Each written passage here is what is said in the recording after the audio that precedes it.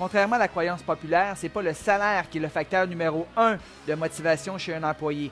Par contre, un employé qui est mal payé par rapport à des collègues de travail ou la compétition, mais pour lui, ça sera un des plus grands facteurs de démotivation. Alors, combien devrez-vous donner à vos employés? Alors, je vous propose ici quelques idées pour déterminer le salaire d'un employé afin qu'il reste motivé à travailler chez vous. Un nouvel employé, ou au contraire, s'agit-il d'un employé qui a déjà fait ses preuves ailleurs et qui a déjà beaucoup d'expérience? Évidemment, ce dernier pourra commander un salaire plus élevé.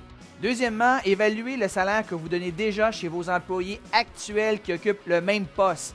Vérifiez qu'ils ont les mêmes connaissances, les mêmes expériences, qu'ils ont eu la même formation et si c'est le cas, le salaire devrait être très similaire. Déterminer le salaire de vos employés, c'est de voir ce qui se donne sur le marché actuellement.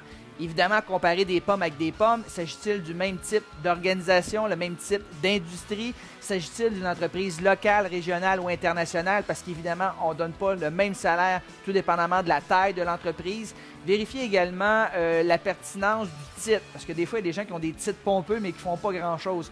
Donc, vérifiez ce qui se donne sur le marché ailleurs afin d'être compétitif. Un autre point à considérer lorsque vient le temps de rémunérer vos employés, c'est de voir s'il y a une pénurie de main-d'œuvre dans un secteur d'activité quelconque.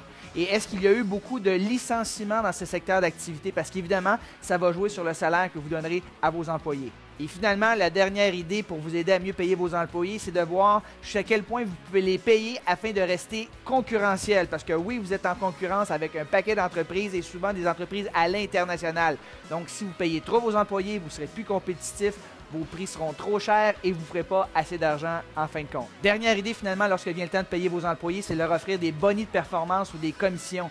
Je suis convaincu que les employés qui sont liés à des bonus de performance et des commissions sont beaucoup plus productifs et efficaces et ainsi, ils peuvent augmenter leur salaire de façon significative. Le salaire n'est pas le facteur de motivation numéro 1 chez les employés, mais toutefois le facteur de démotivation numéro 1 chez les employés. Donc, assurez-vous de bien payer vos employés si vous voulez les conserver. Sur ce, je vous souhaite bon succès